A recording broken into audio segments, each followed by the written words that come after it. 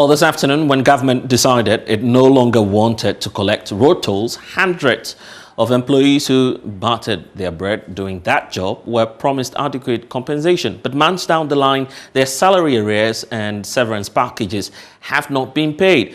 We'll be joined shortly by leadership of the Toll Workers Association. But first, let's take you to Parliament, where the ranking member on Parliament's Roads and Highways Committee, Kwame Gavins Agbodza, has been speaking on the matter, who's taking on the Finance Minister for turning a blind eye to the concerns of these former road toll collectors. I checked, they attempted to continuing to pay the disabled people. I don't know if that's still ongoing, but it wasn't only disabled people who were working on in the toll booths, because the toll booths are not only on Accra to motorway, they are all over the country. The finance minister appeared in the House and said nobody will go home, and he made a blanket statement. The truth is that almost everybody is gone home, and they are not paying them, because that 78 million Ghana cedi, which they claim is not enough money, for me, it's enough money. And then minority was ready to support government to increase the road tolls. And we are honest about it. I say that if I drive Land Cruiser and then government asks me to pay 3 cedi or 4 cedi, whatever, to cross the motorway, I don't think Ghanaians are going to be crying for me, because if you can afford that kind of vehicle, you can bet. I will be interested in knowing that that impact does not hit the trotro or the Uber driver more. But they decided not to take up that option. And today, you see the state of the toll booths across the country. They are getting dilapidated, they are getting vandalized, they are causing accidents and other things, and people are at home working. The finance minister wears a white shirt, speaks, and every statement in parliament starting with a Bible quotation, and lies about it. Today, he told us none of those people will lose their job. The truth is that the God you and I serve and the God he serves is aware that he's not paying them. The people are home, they are jobless. So what can we do about it? We've done everything. In fact, you saw Speaker direct that the toll booths should be reactivated. They insulted him in various ways. There are senior people in that party, and they've just ignored him. So there's a limit to what we can do as an opposition party. We need to raise the issues and demand that government respect the laws and bring them there. So I sympathize with those people who are home.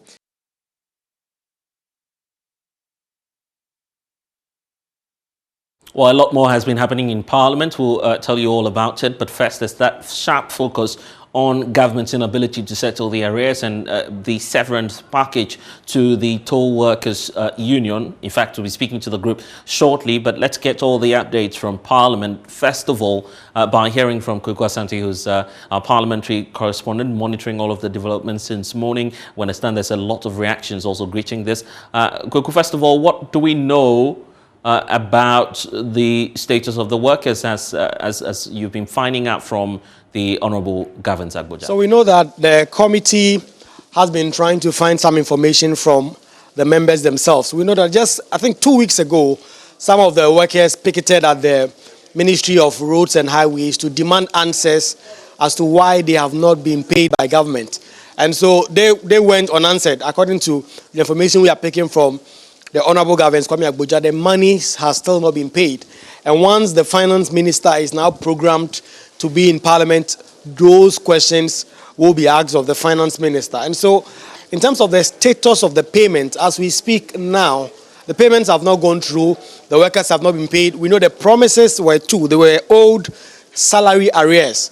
That has not been paid. There were also issues about compensating them because, I mean, if you're taking their work away, then you need to pay them some severance package. And so that also has not been paid. So there are these two block sums of outstanding money that are owed these former workers of the toll. And so that has become one of the key and central planks of the issues the minority will be raising with the finance minister when he comes to the House tomorrow to answer questions mainly about the COVID-19 expenditure. Blessed. That definitely the minority is pointing to some promises made during the budget presentation. What are some of the details?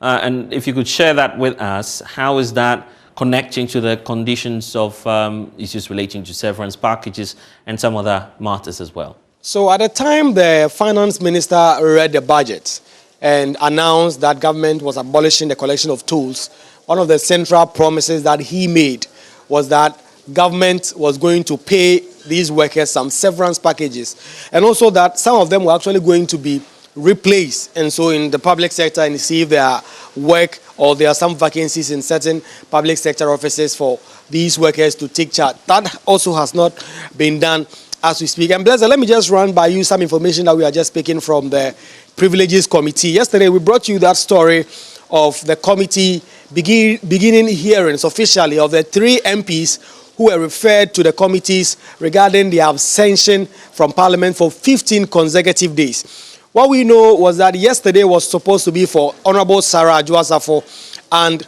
she did not attend because we know she is outside of the country at the time she spoke to you. She is still not back in the country. What the committee did was to arrange for Zoom meetings to try and get her the link in her base in the United States of America for her to join. That also did not succeed, as the ranking member of the committee, Honorable Ricketts Hagan, told us in that interview that we brought to you yesterday. And so today, what we know is that the member of Parliament for I think the Greater Accra Regional Minister, actually, Honorable Henry Korte, had appeared before the committee 2 days ago. The committee still had to ask some questions of him. He also pleaded for some time because he wasn't feeling so well. And so we know that he returned to the committee today to answer some more questions. It is not so clear when Honorable Kennedy Japan will follow, because according to the program of the committee, Honorable Kennedy Japan is programmed for just after Honorable Henry Korte. And when that is done, then the committee can now prepare and host Sarah Agbodza. Yesterday, as part of that interview, where we broke that news to you that the committee was going to place Honorable Sarah Agbodza's invitation in the national dailies, Parliament followed up with an official statement announcing that they are going to place that in the national dailies, and also that Sarah Agbodza is expected to appear before the committee on the 6th of July, to answer questions as to why she should not lose her seat, for instance, for absenting herself from Parliament for 15 consecutive days.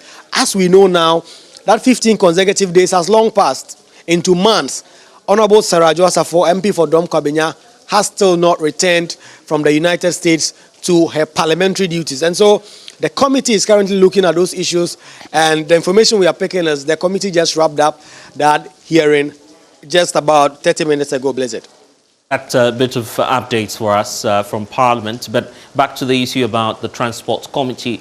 What more do we know in terms of the questions that is emanating from the ranking member on the committee? So we know that when the finance minister comes tomorrow, he is answering 16 questions, mainly regarding COVID expenditure.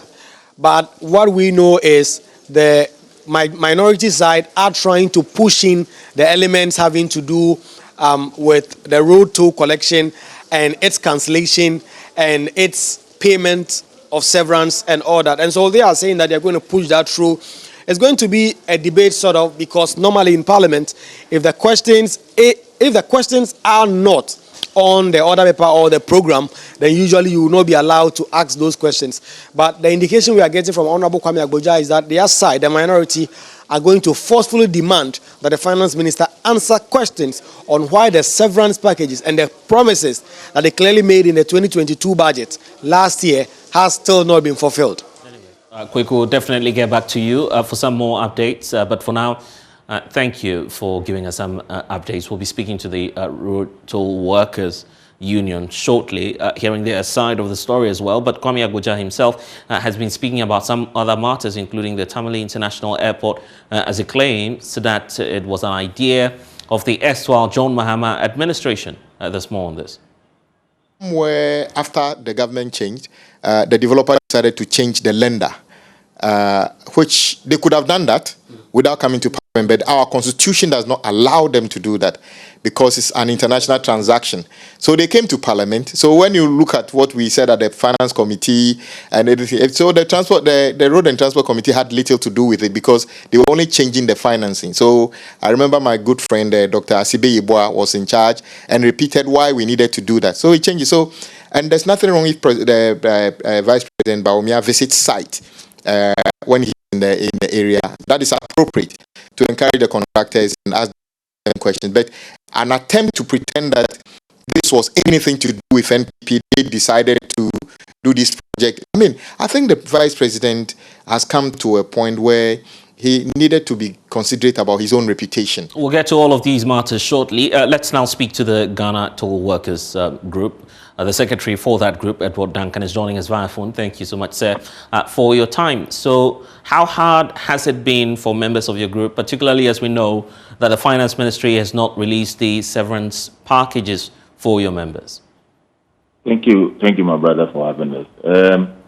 We are in a tight situation right now. All our members, and me as the secretary or as one of the leaders, most of the time when they face any situation or any hard situation, they tend to call and speak to us or complain or even ask for help from me. So yeah, I have heard so many numerous stories, situations of hardship that they are going through. People's relationships are in tatters because of all these things. People's children are home because they cannot pay school fees. Some have been evicted from their homes. And at the point in time, there was another TV station that did a documentary on one of our colleagues, and he was even expressing sentiments of or having suicidal thoughts. Like if now my job has been taken away from me, I don't feel like living again. I want to take my life, and that's how bad it has gotten to. So we are really, really in a situation, in a tight situation right now, considering the economic situation too. Right now, those who are even working and getting salaries are having difficulties. How much more those of us who are not working? I'm just interested in finding out what you've been doing as leadership to engage government on this and to try and get the funds released. Well, we tried. The first step we tried, because the tolls, about 19 major tolls was given on contract to a private company to manage, Tolls and Routes Management Limited. And so we engaged them on several occasions from the 17th of November last year. We've been engaging them, but it feels like they really, the power is not really in their hands to do anything for us. So when we realized that, we proceeded to engage the Ministry of Roads and Highways, and on two different occasions, we had the opportunity to speak to the minister himself, the Honorable Minister himself, on this matter. And whenever we speak to them, all they tell us is that, they will pay us, as they promised earlier on, that they're going to pay us every month the reassignment to define alternate livelihood for us. They're going to pay us every month. Even that they paid November and December, but from January to now, as I talk to you now, not even a single city has been paid to any of our members. And we are well over 800 workers, manning the toll booths, and some are cleaners and some are security personnel as well. So none of us have been paid from January to now. That's the situation. And we're getting indications that members of your group are mounting pressure for a demonstration to take place. Initially, the letter you wrote to the Ghana Police Service was giving clear indications that demonstration should have happened in the next 24 hours. Are there any changes, or we are likely to see your members on the street tomorrow?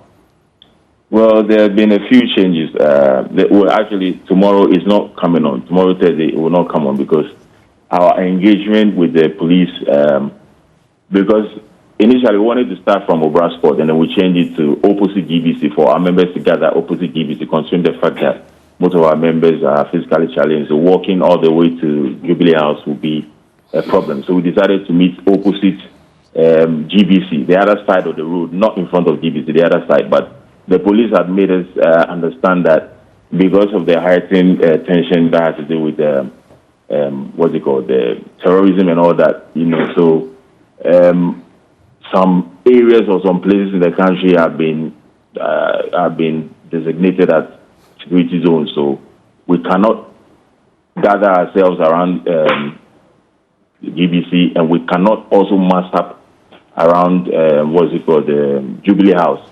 So what they told us was that we should gather at Independence Square, and then they will send reps from Jubilee to come and take our petition, because we intend to present the petition to His Excellency the President. But I told them, no, we cannot do that. If for anything, leadership should present the petition. We should take the petition and go to Jubilee House and present it.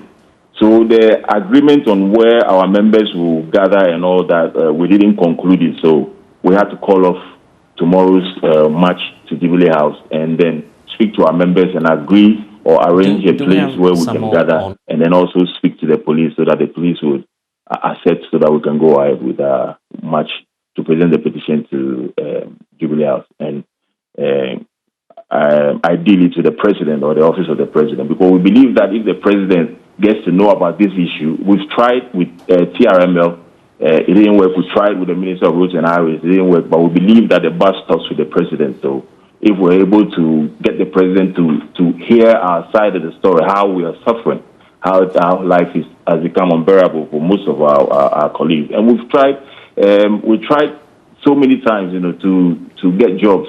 Me, for instance, I've written a couple of applications. Some of my colleagues, most of my colleagues have written applications here and there, and the jobs are simply not available. They are not there. And then, when for somebody who has worked in a toll booth sector and you're applying, what reference do you reference that you worked at the toll booth when there's a cloud hanging around you when the Honorable Minister of Information, Kojopo Nkrumah, was saying that could you believe that there's only the whole tolls in Ghana generate only 78 million, as if to say that we're supposed to generate more than 78 million, and for one reason or the other, the 78 million is not coming. So you get the public looking at toll workers with a certain perception, which is really, really bad. So you're having difficulties getting new jobs, but beyond that, it appears that the petition you're planning to send to the president is ready, in spite of the decision to call off the demonstration. What are the key demands you're placing in there? Well, first of all, the promise of the reassignment, that they're going to give us alternate livelihoods, they should give us that. And then the promise of paying us every month until they reassign us, they should also fulfill that promise. And they should give us timeline. You cannot just say, when we engage and all they tell us is wait, give us some time, wait, give us some time. If you're telling us to wait, then why did you rush to seize our operations, to close down the tolls? If you know that you're not ready, you don't have an alternate livelihood ready so that we can go you can get us engaged. Why rush and close down the tolls? Do you understand? So we've waited for too long. What we are saying is that we waited for too long. So we want Mr. President to understand that we waited for too long, and we want action now. But in the interim, they should be paying us all the arrears that they owe us. They should pay us so that life will be bearable for at least our membership. Anyway, so that's what we want to. Edward, we'll be on the lookout for that demonstration. But thank you for talking to us here on the call. Well.